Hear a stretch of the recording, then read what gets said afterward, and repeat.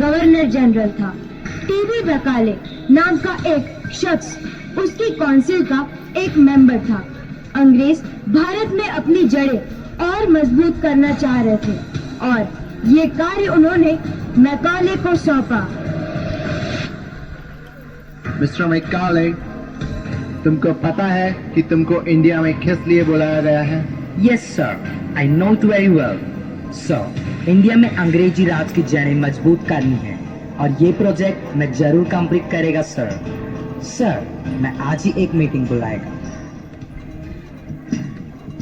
Mister Johnson, mister David, mister Huxley and mister Charlie, तुमको पता है तुमको क्यों बुलाया? No sir. एक बहुत इम्पोर्टेंट प्रोजेक्ट है। मिस्टर क्लाइव चाहता है कि हम लोग इंडिया को परमानेंटली गुलाम बनाकर रखें और इसके लिए तुम लोगों को पहले एक सर्वे करना होगा। इंडिया के कोने कोने में जाना होगा और पता लगाना होगा कि ये इंजन की कमजोरी क्या है और स्ट्रेंथ क्या है। Okay sir. Mr. David, you will go to North India. Mr. Johnson, you to East. Mr. Husley, you to South. And Mr. Charlie, you to West. And हम जाएगा Central India. साहब ई गोबर रवा है। Gobar means cow excreta. Oh my God, तुम इसका क्या कहता है? Oh no. एनीवे, तुम्हारा फादर किधर है? बुलाओ उसको। साहब वो बीमार है, उनका पैरवा टूट गया था ना, बैल ने लात मार दी थी। क्या बोलता है? अंग्रेजी में बोलो। काउस हस्बैंड मारिंग सिंगड़ा, टूटा टंगड़ा, सो माय फादर लंगड़ा। व्हाट? चारों अधिकारी अपना प्रोजेक्ट पूरा करके सर्वे रिपोर्ट मैकाले के आगे पेश करते हैं। Sir. Oh, very good morning. What about the survey? Sir, मेरा रिपोर्ट बोलता है कि इंडिया में कोई गरीब नहीं। सर, इंडिया में कोई चोर या भिखारी नहीं दिखा। सर, इन इंडियंस को अपनी संस्कृति पर बहुत कमन है। सर, मैं जिस एरिया में गया वहाँ 100% पीपल एजुकेटेड है।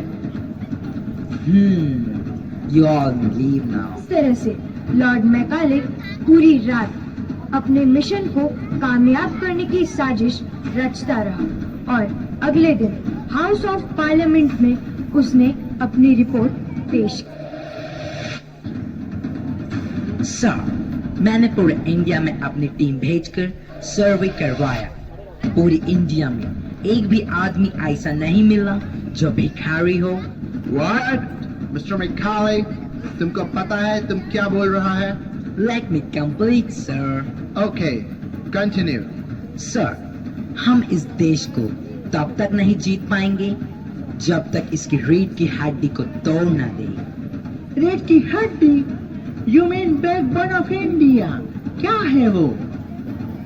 इनका बैकबोन है इनका एजुकेशन सिस्टम, मतलब गुरुकुल शिक्षा व्यवस्था। लेकिन तुम ये सब करेगा कैसे?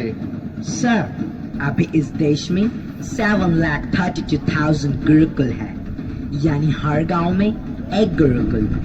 इसीलिए सबसे पहले इन गुरुकुलों को बंद करना होगा। But how is that possible? पहले हम गुरुकुलों को इलीगल घोषित करेगा, फिर संस्कृत भाषा को। गुरुकुल के बंद होते ही हम ऐसा कन्वेंट स्कूल खोलेगा जिसमें पढ़ने वाला शरीर से तो इंडियन होगा लेकिन दिमाग से अंग्रेज। इन्हें अपने देश संस्कृति के बारे में कुछ न अंग्रेजी है और जो कुछ विदेशी है वही अच्छा है, और ये पढ़ेगा यहाँ और काम करेगा हमारे लिए, और तब अंग्रेज भले चले जाएं पर अंग्रेजियत कभी नहीं। लेकिन ये काम बहुत मुश्किल है, कोई गुरुकुल क्यों बंद करेगा? Nothing is impossible. हमें गुरुकुलों को जबरदस्ती बंद करना होगा।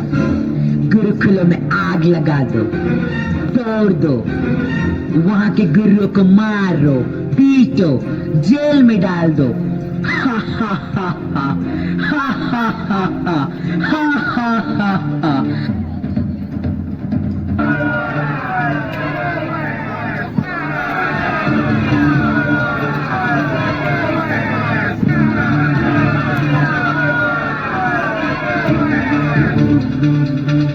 और इस तरह से बड़ी निर्दयता पूर्वक हमारी रीढ़ की हड्डी को तोड़ दिया गया। और आज ये मैकाले की शिक्षा का ही प्रभाव है कि हमें हिंदी बोलने में शर्म आती है।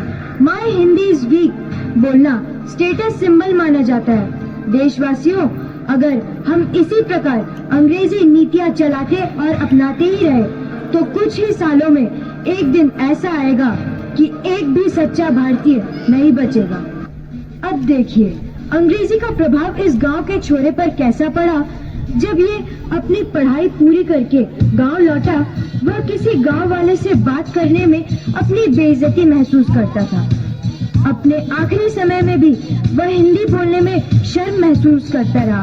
और आगे देखिए। वाटर। ये क्या बोल रहे हैं? अरे वाटर कोई दोस्त का नाम होगा, उसी को याद करते होंगे। अरे तुम मर गए। अरे ये सब कैसे हो गया? आखिरी समय में कुछ कहा क्या? हाँ, तो को याद कर रहे थे। तुम्हारा नाम वाटर है क्या? क्या? अरे वो तो पानी मांग रहे थे। का ई लो, ये तो यही बात हुई गवा। देश छाड़ी विदेश गयो, सीखी विदेशी बानी, वाटर वाटर करता मरियो, खाटला नीचे पानी। तो देखा आपने अंग्रेजी शिक्षा का प्रभाव। और कलकत्ता में पहला कॉन्वेंट स्कूल खुलने के बाद पूरे देश में कुकुरमुत्ते की तरह कॉन्वेंट स्कूल खुलने लगे और परिणाम स्वरूप हम अपनी ही भाषा से दूर होते चले गए। तभी आज से लगभग 45-50 साल पहले एक महापुरुष अपनी ध्यान समाधि का सुख छोड़कर हमारी सोई हुई चेतना को जगाने और सैकड़ों वर्षों की मानसिक गुलामी से आजाद करने हमारे बीच आए। आपको पता है कौन है वो महापुरुष? जी हाँ, आशाराम जी बापू। पूज्य बापू जी ने एक बार कहा था, मैं ये नहीं कहता कि अंग्रेजी मत सीखो, मैं तो चाहता हूँ कि गुरुकुल के बच्चे ऐसी अच्छी अंग्रेजी बोले कि अंग्रेज भी शर्मा जाए, लेकिन महत्व बुद्धि अपनी भाषा के लिए होनी चाहिए।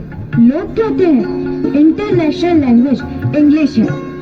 गलत, बिल्कुल गलत। दुनिया में 205 देश है और मात्र 18 देशों की ही मातृभाषा अंग्रेजी है। इजराइल, जर्मनी, जापान, चाइना ऐसे कई देश हैं जो अपनी मातृभाषा में शिक्षा प्रदान करके आगे बढ़ रहे हैं। रूस, ब्रिटेन, अमेरिका, थाईलैंड, इंडोनेशिया जैसे बड़े बड़े देश बचपन से ही बच्चों को स्कूल में संस्कृत सिखा रहे हैं। नासा के द्वारा बनने वाले 6वीं व 7वीं जनरेशन के कंप्यूटर संस्कृत पर ही आधारित है। आज हमारी देव भाषा संस्कृत विदेशों में अनिवार्य रूप से पढ़ाई जाती है और यहाँ भारत में हमारी भाषा संस्कृत को वैकल्पिक विषय का रूप दिया जा रहा है।